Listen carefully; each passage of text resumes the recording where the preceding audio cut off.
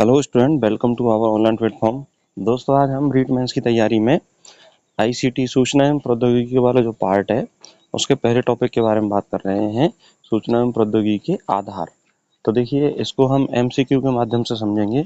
इससे पहले हमने एक क्लास ले ली है। यदि किसी स्टूडेंट ने वो क्लास नहीं देखी है तो उस क्लास को जरूर देखिए और हम समझने का प्रयास करेंगे कि किस तरह के क्वेश्चन परीक्षा में आते हैं और हम कैसे कर सकते हैं। तो जो भी स्टूडेंट रीट मेंस की तैयारी कर रहे हैं और इस चैनल पर नए हैं तो इस चैनल को जरूर सब्सक्राइब करें और अपने दोस्तों तक शेयर करें और इस क्लास को पूरा देखें। तो चलिए, हम समय को वेस्ट न करते हुए आज के क्वेश्चन की शुरुआत करते हैं। आज का जो पहला क्वेश्चन है वह है आईसीटी का शिक्षा में प्रमुख लाभ है। मतलब आईसीटी का या सूचना प्रौद्योगिकी का शिक्षा में प्रमुख लाभ है समय की बचत, त्वरित संचार, वैश्विक वैश्विक ज्ञान तक पहुंच और उपरोक्त सभी। मतलब आईसीटी का शिक्षा में प्रमुख लाभ है, पहला ऑप्शन है समय की बचत, दूसरा त्वरित संचार, तीसरा है वैश्विक ज्ञान तक पहुंच और चौथा है उपरोक्त सभी। तो देखिए, आईसीटी से समय की बचत होती है और त्वरित संचार होता है। जैसे मैं पढ़ा रहा हूँ तो कम समय में मैं आपको वो क्वेश्चन करा पा रहा हूँ।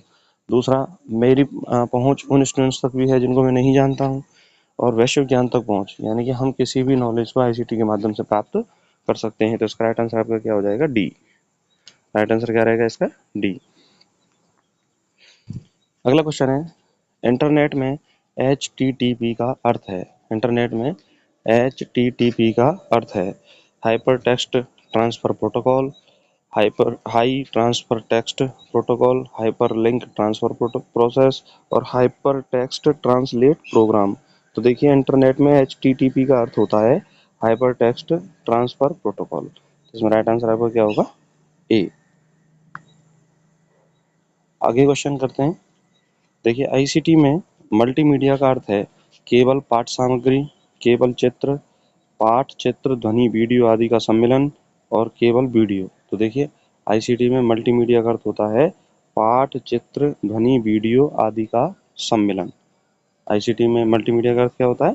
पाठ चित्र ध्वनि वीडियो आदि का क्या होता है? सम्मिलन। नेक्स्ट है आईसीटी का प्रमुख तत्व है। आईसीटी का प्रमुख तत्व है हार्डवेयर, सॉफ्टवेयर, नेटवर्क और उपरोक्त सभी। तो देखिए, इसमें राइट आंसर हो जाएगा आपका उपरोक्त सभी। आईसीटी का प्रमुख तत्व क्या है? उपरोक्त सभी है। सॉफ्टवेयर भी होता है, हार्डवेयर भी होता है, नेटवर्क भी होता है। नेक्स्ट है गूगल ड्राइव किस सेवा से संबंधित है? गूगल ड्राइव किस सेवा से संबंधित है? पहला है क्लाउड स्टोरेज, दूसरा सोशल मीडिया, तीसरा ई गवर्नेंस, चौथा ई लर्निंग। तो देखिए, गूगल ड्राइव क्लाउड स्टोरेज से संबंधित है। किससे संबंधित है? क्लाउड स्टोरेज से। तो इसका राइट आंसर क्या हो गया? ए। अगला क्वेश्चन है आईसीटी के अंतर्गत फायरवॉल का उपयोग होता है। ऑप्शन 1 वायरस हटाने के लिए, ऑप्शन 2 नेटवर्क सुरक्षा हेतु, ऑप्शन 3 डाटा एंट्री हेतु और ऑप्शन 4 है आपका गेम खेलने हेतु। तो देखिए, फायरवॉल का उपयोग जो आईसीटी में होता है वह नेटवर्क सुरक्षा के लिए होता है। किसके लिए होता है? नेटवर्क सुरक्षा। तो इसमें राइट आंसर आपका क्या हो जाएगा? बी। अगला क्वेश्चन है आईसीटी में ई लाइब्रेरी का अर्थ है। आईसीटी में ई लाइब्रेरी, अब ई मतलब कि ऑनलाइन शब्द से हम निरूपित करते हैं इस चीज को। तो पहला है केवल ऑफलाइन पुस्तकालय, दूसरा है केवल ऑडियो बुक्स, तीसरा है इंटरनेट आधारित डिजिटल पुस्तकालय और चौथा है केवल प्रिंटेड बुक्स। तो देखिए, ई लाइब्रेरी का अर्थ होता है इंटरनेट आधारित डिजिटल पुस्तकालय। तो इसका राइट आंसर आपका क्या हो जाएगा? सी। राइट आंसर क्या रहेगा? सी। अगला क्वेश्चन है आईसीटी के अंतर्गत स्मार्ट बोर्ड का उपयोग किसके लिए किया जाता है? आईसीटी के अंतर्गत स्मार्ट बोर्ड का उपयोग किसके लिए किया जाता है? बिजली उत्पादन, इंटरैक्टिव शिक्षा और दूसरा है आपका गणना हेतु, तीसरा है परीक्षा कॉपी जांचने हेतु। तो देखिए, स्मार्ट बोर्ड का उपयोग हम इंटरैक्टिव शिक्षा के लिए करते हैं, आकर्षक शिक्षा के लिए करते हैं। तो इसमें राइट आंसर आपका क्या हो जाएगा? बी।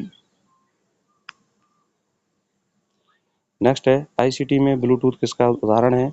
लैन, पैन, मैन और वैन। देखिए, लैन होता है लोकल एरिया नेटवर्क, पैन होता है पर्सनल एरिया नेटवर्क और मैन होता है मेनीपॉलिटियन एरिया नेटवर्क और वैन होता है वाइड एरिया नेटवर्क। तो इसमें सबसे बड़ा क्या होता है? वैन होता है, वाइड एरिया नेटवर्क होता है।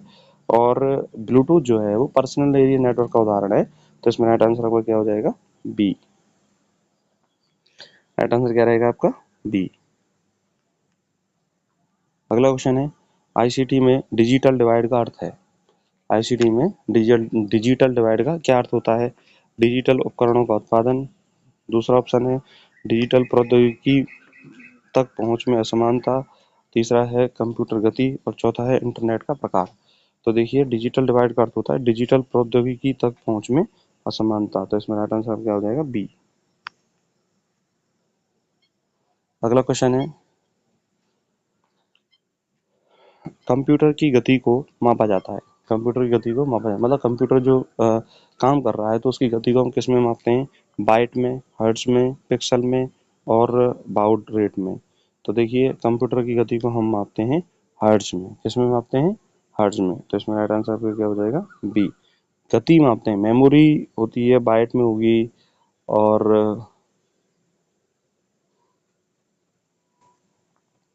बिट में होती है मेमोरी। तो हम गति जो नापते हैं वो है हर्ट्ज में। कंप्यूटर की गति किस में नापते हैं? हर्ट्ज में। नेक्स्ट है आईसीटी में रैम का उपयोग होता है। आईसीटी में रैम का उपयोग होता है अस्थायी संग्रहण हेतु, स्थायी संग्रहण हेतु, केवल आउटपुट हेतु और नेटवर्क हेतु। तो देखिए आईसीटी में जो रैम का उपयोग होता है वह होता है अस्थायी संग्रहण हेतु। किसमें होता है? अस्थायी संग्रहण हेतु। राइट आंसर क्या हो जाएगा? ए। अगला क्वेश्चन है आईसीटी में रोम का कार्य है स्थायी निर्देशों को संग्रहित करना, अस्थायी मेमोरी देना, केवल गणना करना और आउटपुट देना। आईसीटी में रोम का क्या कार्य है? स्थायी निर्देशों को संग्रहित करना, अस्थायी मेमोरी देना, केवल गणना करना और आउटपुट देना। तो देखिए आईसीटी में रोम का कार्य होता है स्थायी निर्देशों को संग्रहित करना। तो इसमें राइट आंसर क्या हो जाएगा? ए। रोम का कार्य क्या हो गया? स्थायी निर्देशों को संग्रहित करना। तो राइट आंसर आपका क्या है? ए। नेक्स्ट है आईसीटी में आईपी का पूर्ण रूप है internet process, internet protocol, internet port, internal port और इंटीग्रेटेड प्रोग्राम। तो देखिए आईसीटी में आईपी का पूरा रूप होता है इंटरनेट प्रोटोकॉल। तो इसमें राइट आंसर आपका क्या हो जाएगा? बी। Internet protocol. आईपी का पूरा अर्थ क्या होता है? Internet protocol.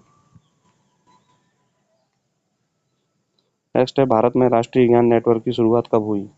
भारत में राष्ट्रीय ज्ञान नेटवर्क की शुरुआत कब हुई? 2008, 2010, 2014 और 2016। तो देखिए भारत में राष्ट्रीय ज्ञान नेटवर्क की शुरुआत हुई थी 2010 में। तो इसका राइट आंसर क्या हो जाएगा? बी। 2010 में भारत में राष्ट्रीय ज्ञान नेटवर्क की क्या हुई? शुरुआत हुई। तो इसका राइट आंसर आपका क्या है? बी। नेक्स्ट है आईसीटी में open source software.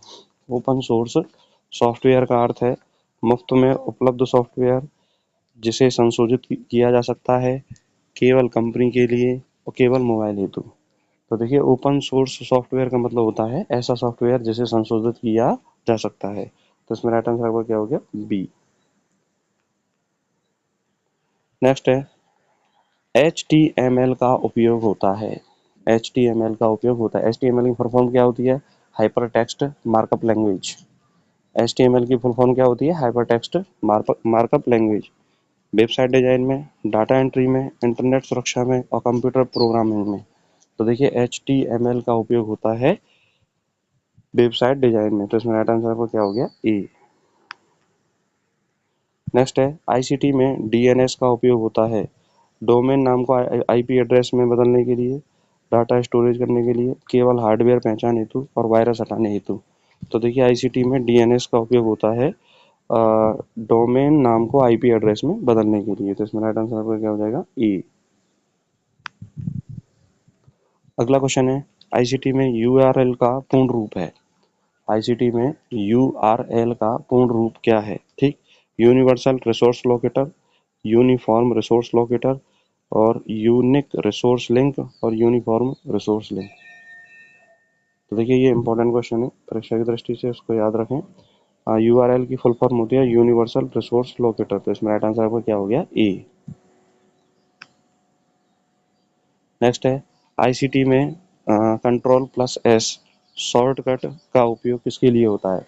CTRL plus S जो शॉर्टकट हम control plus S shortcut use करते हैं उसका उपयोग हम किसके लिए करते हैं? तो देखिए आईसीटी में कंट्रोल प्लस एस जो शॉर्टकट है उसका उपयोग हम सेव करने के लिए करते हैं। किसी की सेव करने के लिए। तो पहला ऑप्शन क्या है? सेव करने हेतु, दूसरा प्रिंट करने हेतु, तीसरा है कॉपी करने हेतु और चौथा बंद करने हेतु। इसमें राइट आंसर आपका क्या हो जाएगा? ए। क्या हो जाएगा? ए। तो दोस्तों इस तरह से हमने 20 क्वेश्चन के माध्यम से आईसीटी की ये दूसरी क्लास थी, इसको समझने का प्रयास किया। इसी तरह से आगे क्लासेज आती रहेंगी। तो जो भी स्टूडेंट रीट मेंस की तैयारी कर रहे हैं वो हमारे इस चैनल को सब्सक्राइब करें। और देखिए हमने शैक्षिक परिदृश्य की क्लासें हैं, साइंस की क्लासें हैं, वो ले रखी हैं, उनको देखें। और अदर सब्जेक्ट की क्लासें भी हैं, तो आप उनको भी देखते रहिए। तो आपके लिए जो विषय वस्तु जो उपलब्ध कराई जा रही है वो आपकी तैयारी में स्ट्रॉन्ग करेगी और आने वाली परीक्षा के लिए फ़ायदेमंद रहेगी। तो हमारे साथ जुड़े रहें और अपनी तैयारी को स्ट्रॉन्ग करते रहें और डेली इन क्वेश्चंस को करते रहें, जिससे कि आपकी प्रैक्टिस होती रहे और आप अपनी नॉलेज को क्या करें, चेक करते रहें। तो इसी के साथ नमस्कार, धन्यवाद।